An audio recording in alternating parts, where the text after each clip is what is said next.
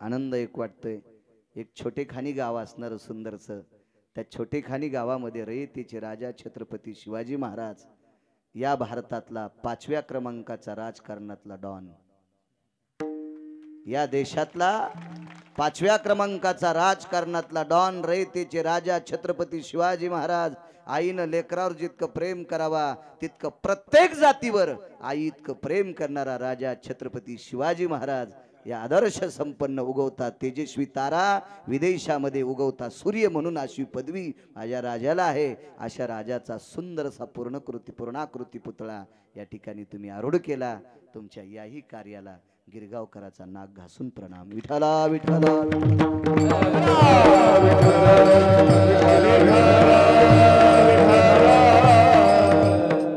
परवाला आमच्या गावातल्या तरुणांच्या वतीनं 4000 स्क्वेअर फूट जागा मंदिराच्या बाजूला केली. आज गावातली आमच्या गिरगावची तरुण सुद्धा आलीत नोकरीच्या दृष्टीने, औरंगाबादला होती, तिथं आहेत, येता येतात ते सुद्धा कीर्तन. त्यांनाही असं उद्देशून बोललं असाच पुतळा आपल्या इथेही व्हावा, असं करा. विठ्ठला विठ्ठला विठ्ठला.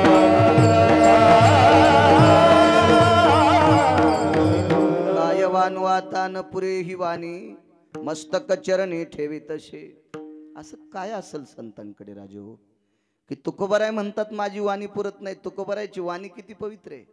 हरिनामे ढवळीले जग, विश्व ढवळून काढलंय हरिनामानं, इतकी वाणी पवित्र. एका माणसाचं आऊत हानता हानता जानुळं मोळड, कळतन जानुळं, ज्यांच्या पॅन्टेवाल्यांना का मुंडके हालू, हा गाजर बुडाट लागतेत का वरी लागतेत हे काही कायला माहित नाही. ते म्हणलं मला कळत जानुळं. जानुळ्यानं हाणल्यावर जानुळं कळण्यासाठी शेतात येडा करायला जावं लागत असतं. जानुळं मोरड एक जणाचं. अधिकार किती तुकोबरायचा सांगतो, आणि मग संतांची शक्ती काय. गड्यान फोन केला, दादा पाटाभर पाळी राहिली, आपल्या आवताचं जानुळ मोरडे. 14 एकर जमीन, गडी लावलेला, रान लांब. आणू काऊत घरी, काही नाही म्हणे, शेजारी अमक्या अमक्या मोठ्या श्रीमंत व्यक्तीचं शेत आहे, त्याच्याकडे 10 बैल 5 आवत, त्याचं आऊत घे. हे गेलं गडी मागायला. अण्णा आऊत देता का? धर्मराज आहे का मी, एक बाहेर वापस केलं, देत नाहीत. काय म्हणला, काय नाही त्याला आऊत देता का? मग नाव सांग ना. ज्याला जमीन 400 एकर आणि 10 एकर वाला आऊत मागायला, नाव सांग म्हणला. अण्णा मी आमक्याचा गडी आहे. बरोबर, इकडे आमचा आऊत नेल्याच्या नंतर तुझ्या बैलावर शेवकरळ होईल. हे फक्त जुन्याला कळतंय शेवकरळ. आता मात्र जीनच्या पॅन्टीवाल्यान माना हलवायच्या नाही.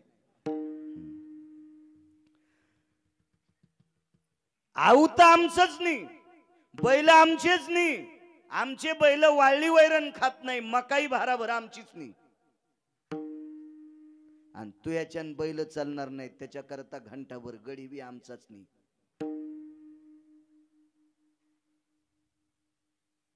काय ताकद होती त्या माणसाची. जमीन 10 एकर, पण 2 टाइम गावातलं भजन तेच करीत होता. सकाळचा काकडा आणि संध्याकाळची पंचपदी. म्हणून 400 एकर वाल्यानं त्याला गड्या सगट घंटाभर आवतन बैल देऊन टाकले. तर कल्पना करा, ज्या व्यक्तीच्या भजनानं वाणी ऐकल्याच्या नंतर, नाव ऐकल्याच्या नंतर यमाचं धोतर फाटत होतं, तुकोबरायची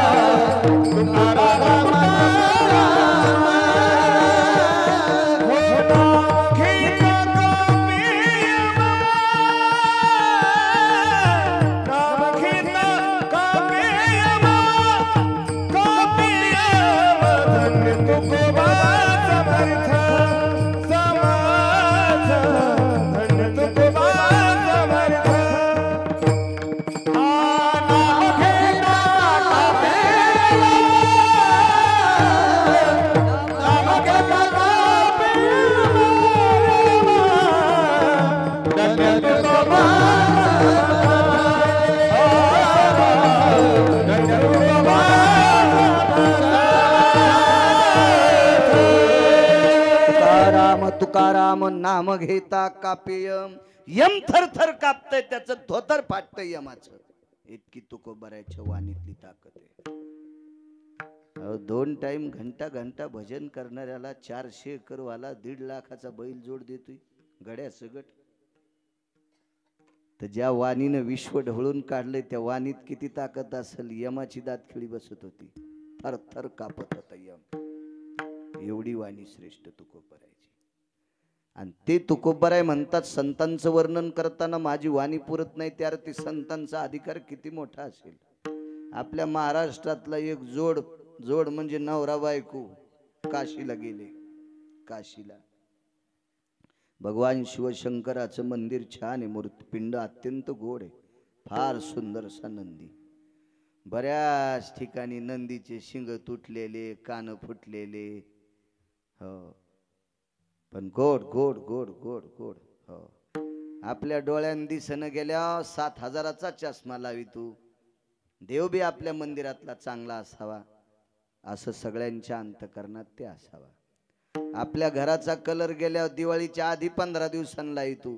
आपल्याही छत्रपती शिवाजी महाराजाच्या चबुतऱ्याचा कलर डिम झाल्यावर वर्षाला लाई जा. आता चांगला आहे, डिम झाल्यावर म्हणतो लाई जा.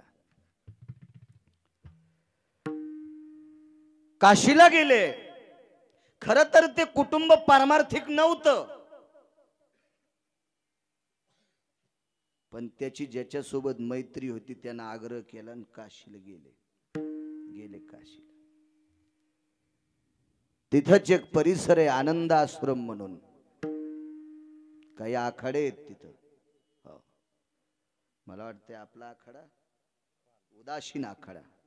उदासीन आखाड्याचे महंत आहे लोक. 10 आखाडे छानसे तिथं, बऱ्यापैकी आखाडे. त्या आनंद आश्रमामध्ये एका वारकऱ्याचं कपड्याचं दुकान होतं. तो त्या राज्यातला वारकरी, आणि तो वारकरी होता जातीनं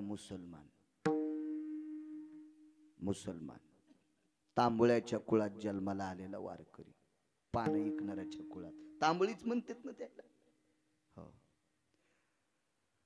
पण पोटासाठी त्या वारकऱ्याचा धंदा होता कपडे इनायचा. तरुणाईन काम केलं पाहिजे. बापान जरी 10 एकर जमीन कमिली तरी कधी मध्ये त्याला मिठापुरतं काम करी जाय. हो, नाही तर बाप मेल्यावर वर्षाला बायकोच्या गन पावडरला 1 एकर इकायलाय. पुन्हा नाशिकला इटा उचलायला जावं लागन, औरंगाबाद मध्ये लाज वाटन. ही वेळ येऊ नये याच्याकरता काम केलं पाहिजे. हरी का नाम पेट का धंदा, न करे ओ मूर्खांदा. मोक्षासाठी देवाचं भजन करावा आणि या ईदभर पोटाचा फार मोठा बोभाटे, याच्याकरता काम केलं पाहिजे माणसानं काम. हो,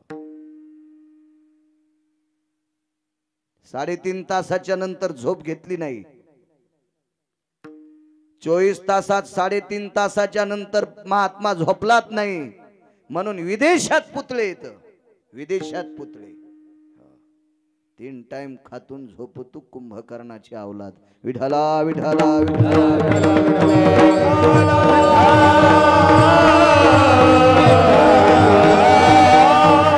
वयाच्या 40-45 पर्यंत तरुणांना सांगतोय, आपण जेवढ्याच खातो त्याच्या 16 पटीनं कमीलं पाहिजे. 10 रुपयाची भाकरी खात असेल 16 160 होते का? मला गणित येत नाही, मी 7वी शिकलेला आहे. 10 रुपयाची भाकरी लागत असेल तर दिवसात 150 रुपये मागे टाकायचे. 10 काय 160 कमवून 40 पर्यंत बापाच्या जीवावर खाल्लं.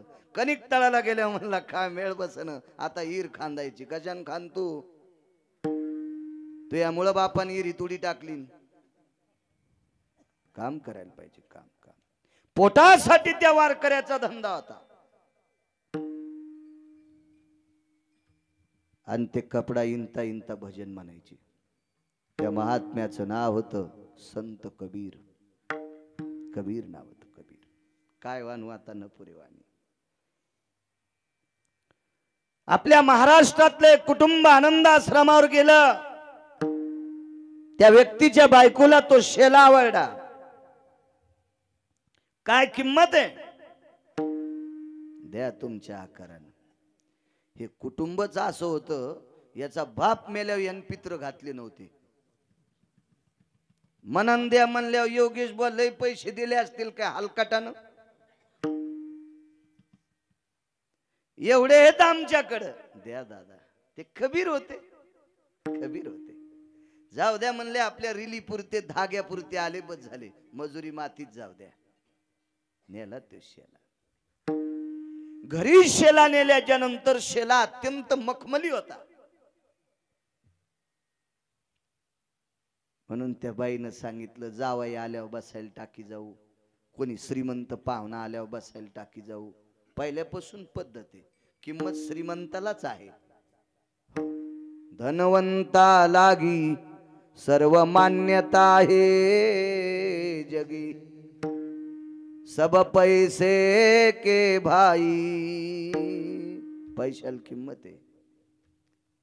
ट्रॅक्टर मध्ये एक मी गाणं ऐकिल तर त्या लय नाद असतो गाणे लावायचा.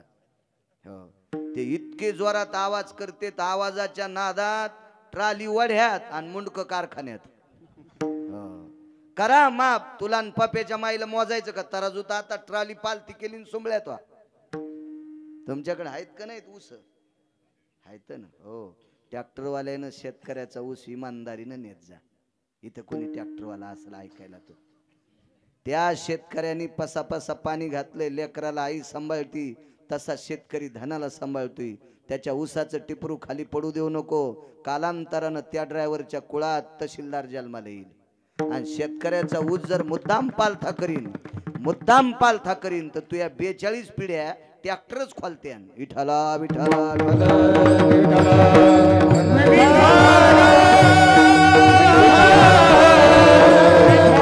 त्याच्यात गाणं ऐकील तर ना बाप ना भैया सबसे बडा रुपया.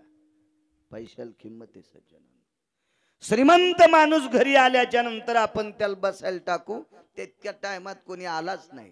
8-15 दिवस निघून गेले. पाऊस आला असा अचानक, बाजा मधात घेतल्या. वय झालेलं होतं. वय झाल्यावर 2-4 गोष्टी कमी अधिक होत असतात. 8-9 गोष्टी आहेत, 1-2 सांगतो. वय झालेल्या माणसाची भूक कमी होती, झोप कमी होती आणि हाव वाढती. हाव वाढती. तरुणपणात आऊत हानीत नाही, मथर झाल्यावर मधात पडू देतून बांध कोरी तू. हे मथरपणी असतं वय रे, ते तरुणपणात पाहिजे ना. तुम्ही अजून लक्षात घ्या. वयस्कर माणसाला 4 वाजता जाग येते, उठून बसते. झोप कमी होते, जेवण कमी होते. 3दा खाईन पण थोडं थोडं खाईन. हाव वाढती. खाल्ला कड्या पट्टीत काय, वरला कड्या पट्टीत काय, तिथल्या प्लॉटचा किराया आला का, इथं काय झालं का, ते बैल पाणी पाजले असतील का, म्हशीचं दूध काढलं असन का, 1/2 लिटर कमीच काढलं का, 1.5 लिटर पाणीत टाकावा. हे असं वय वाढ्याच्या नंतर सुचत माणसाला, सुचत. तसं कुटुंब झोप नाही. रात्रीच्या 2-2:30 वाजता शांत दोघं नवरा बायको येत. काय वानू आता न पुरे वाणी. अशा शांत परिस्थितीत पुरंदास महाराज घरात राम राम राम राम असा आवाज येऊ लागला. बायको म्हणली, होय हो, तुम्ही काय एखाद्या महाराजाचं कीर्तन ऐकायले काय राम राम म्हणायले? येडपठेस का काय? 40 पिढ्या गेल्यात पठ्ठ्याच्या, आमच्या घरात कोणी भजन करीतच नाही. आणि मी कसं नाव जाऊ मागच्याच, इतकी पाकिस्तानी अवलाद. हो, अरे मला वाटलं तूच म्हणायली काय. ती म्हणली तुमच्या 40 आमच्या 55 पिढ्या झाल्या. हो, आम्ही सप्त्यात एकाही कीर्तनाला जात नाहीत, पण काल्याची बुंदी महिनाभर पुरल इतकी आणतो. आचार्याला संध्याकाळी पिठलं भाकरी द्यायच्या आणि युरियाची थैली भरून नुकती न्याची गाव झोपल्यावर. हे माया घरातल्याला माहिती आहे म्हणली. अशी बायको त्याची हुशार. पान ही ज्या गावात असेल तिथं पाऊस पडत असेल का. हो, आणि यायच्या घरी ते कबीरानं इनलेला शेला आला. ठाई ठाई शेल्यावरती दिसे राम नाम, ठाई ठाई शेल्यावरती दिसे राम नाम. त्याच्या धाग्या धाग्यात रामनामाची कोंदण होती. 2-4 दिवसाला कळालं काशीत घेतलेला गालीच्या तो अंथरायचा गालीच्या भजन म्हणायलाय. दोघा नवरा बायकून मीटिंग घेतली. हे कपडा भजन म्हणायला आपल्या पोट्यानं जर ऐकलं भजनाच्या नादी लागले तर सप्त्याला पटी देते. त्याच्यापेक्षा पोरायला कळायच्या आधी ह्या कपड्याची वाट लावा. ते बायकोच ऐकणार होता कंटुल्या. त्यानं तो तात्काळ घोड्यावर बसला. तो शेला पंढरपुरातल्या एका माणसाला द्याला. ते पंढरपुरातलं बी इतकं हलकट होतं त्यानं तो शेला पाय पुसणं म्हणून 35 वर्ष वापरला. पाय पुसणं म्हणून 36व्या वर्षी एका माऊलीच्या हातात आला. कोण माऊली? जिच्या ताटात जगाचा बाप जेवत होता.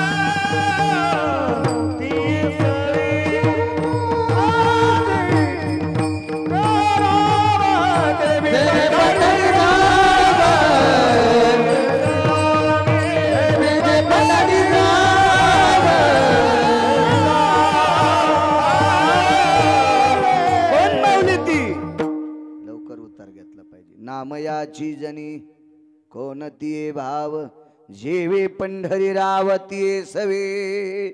ज्या जगाच्या बापाची प्राण प्रतिष्ठा करणारे तो विश्वाचा मालक तिच्या ताटात खात होता. आणि दसरा काढायच्या निमित्तानं त्या घरी धुणं धुतलं. वाळला तो शेला चंद्रभागेच्या पात्रात साजूक ऊन आहे. ते ऊन नवरात्रातले. आणि नवरात्रातलं त्या 2 नक्षत्रातलं ऊन जरा अंगाला पोळतंय. त्याच्यातलं हस्त नक्षत्र विश्वामित्राचा उन्हाळा असतो. शास्त्र आहे त्याच्या पाठीमाग. म्हणून शेतकरी राजा हस्त नक्षत्रात लसूण लावतो.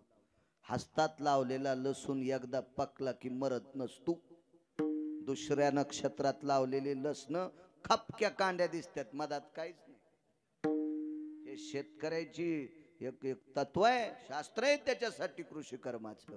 हो, बायका हस्ताच्या नक्षत्रात डाळी वाळीत होत्या. पडत्या पावसात हस्ताच्या नक्षत्रात बैलाला गणलं येत होते. हस्ताच्या नक्षत्रात माणसाला घाम गलांडे येत होते. उष्ण नक्षत्र आहे विश्वामित्राचा उन्हाळा. म्हणून तर टाळकी ज्वारी हस्तात निघती.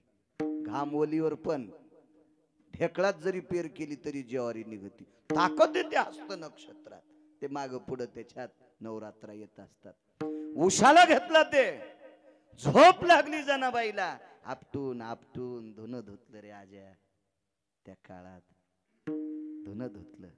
थकून गेल्या, पोटात काही नव्हतं. डोळा लागला. तार दिवशी उठल्या. गोनाबाई बाजूला होत्या. आई साहेब, गोनाबाई म्हणजे संत शिरोमणी नामदेवरायाची आई. हो, दामू शेट्टींच्या धर्मपत्नी. काय जना माय, हे कपडा भजन म्हणतो. भजन म्हणायला. गोनाबाई म्हणल्या, जना वेडीस का काय ग तू? हे कपडा कसा भजन म्हणीन? भजन करण्याकरता माणसाला शरीर दिलंय, त्याचे तोंड भजन म्हणीनत. देवे दिला देह भजना गोमटा. हे 3.5 हाताचं शरीर देवान दिलंय. एक हिंदी पुरावा आहे रे. हात का मानव हात का मानव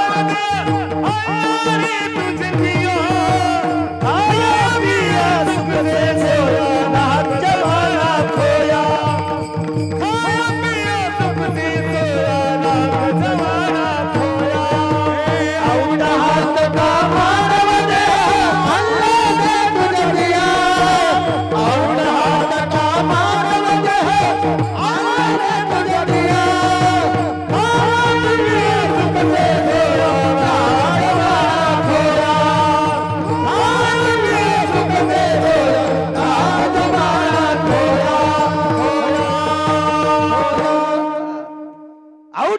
3:30 औट हात का मानव देह अल्लाने तुझ दिया खाया पिया सुख से सोया नाहक जमाना खोया.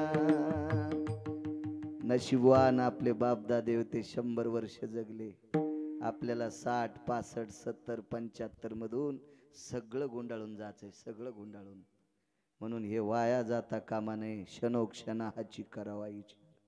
हो जना कसा कपडा भजन म्हणेन. श्रद्धेनं हातात घेतला, गोनाबाईच्या कानाला कपडा लावला. त्या कपड्याच्या धाग्यातून राम राम कानात पडल्याबरोबर गोनाबाईच्या डोळ्यातून पाणी आलं, अंतःकरण गहिवरलं.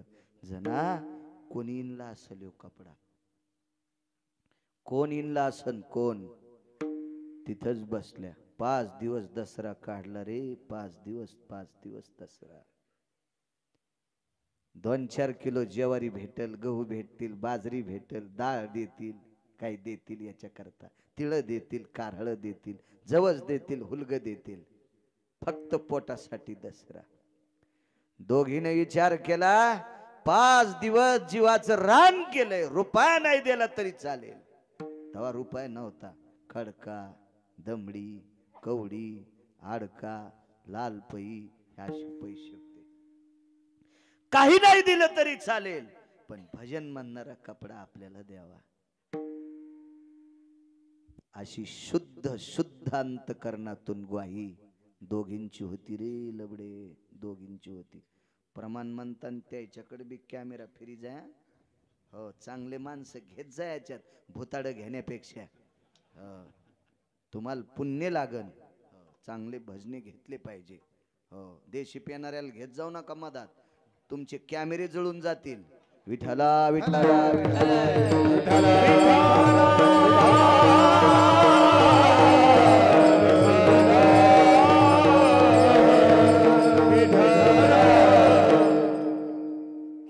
घरी गेले. धुण्याचं गठोडं 5व्या दिवशी टाकलं नाही. माय आवाज थोडा छान आहे, साऊंड सिस्टीम. माय धुणं धुतलंय पण विचारल्याशिवाय वाड्यात जाता येत नाही. पैशावाल्याची धमक होती त्या काळात. आजही पैशावाल्याची धमक आहे, पण ज्या काळात पैशावाल्यांनी गरीबाची किंमत केली नाही त्याचं वाजलं. हो काळ कोणाच्या बापाची जहागिरी चालू देत नाही. प्रत्येक काळात आपण आपल्या हिशोबात वागलं की जगाचा मालक त्याचं बरं करीत असतो. ज्या ज्या नालायकांनी अपराध नसताना झोपीत गडी तुडिले, 300-300 एकरवाले भूमिहीन झाले. कशामुळं? यायनं गड्याल तुडीलं, पाठीवर पाय दिले, बुटा सगट. ऐका तुम्ही यालाही टाळ्या वाजवायले.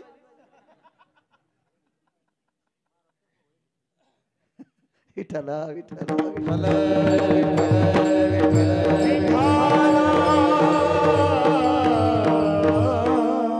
नाही करायला पाहिजे, नाही करायला पाहिजे. एक मन आहे, गरीबी आल्यावर लाजू नये. आणि माफी मागून पुढचा शब्द बोलतो, श्रीमंती आल्यावर माजू नये. माणूस हा पायरीवर त्याचे जमिनीवर पाय असले की पंढरपुरातला मालक त्याला खाली पडूच देत नाही.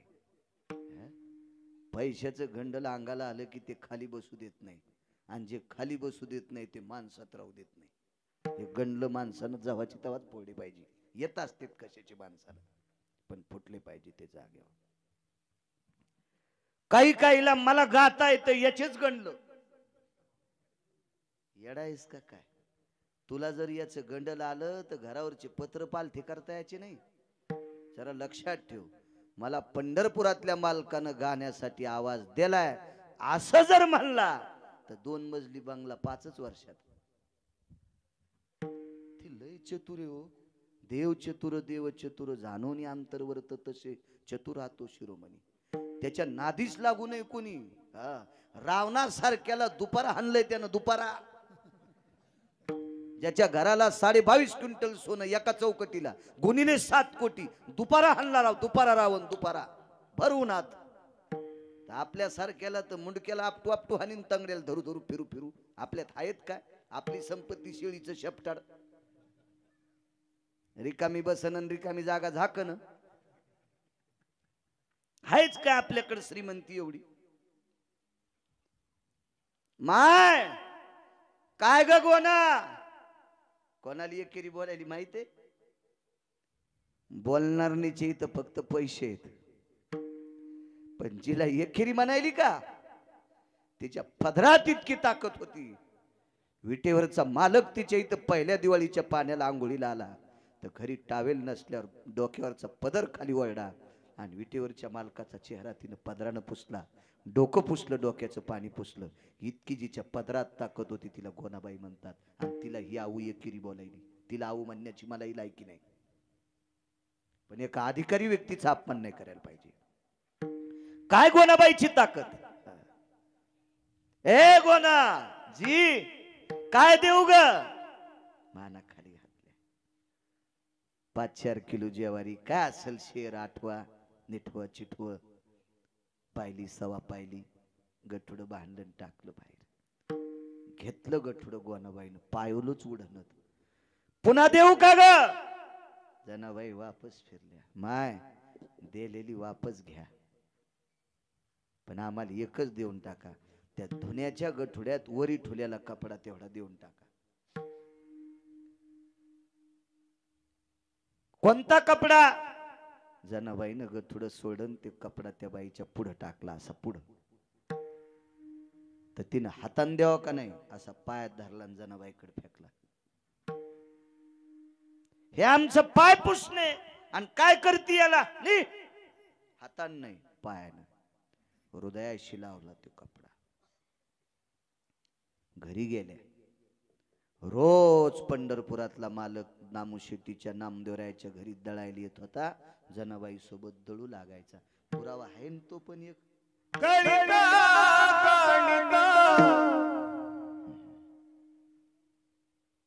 पंढरीचा राया दळितो जनीच्या घरा.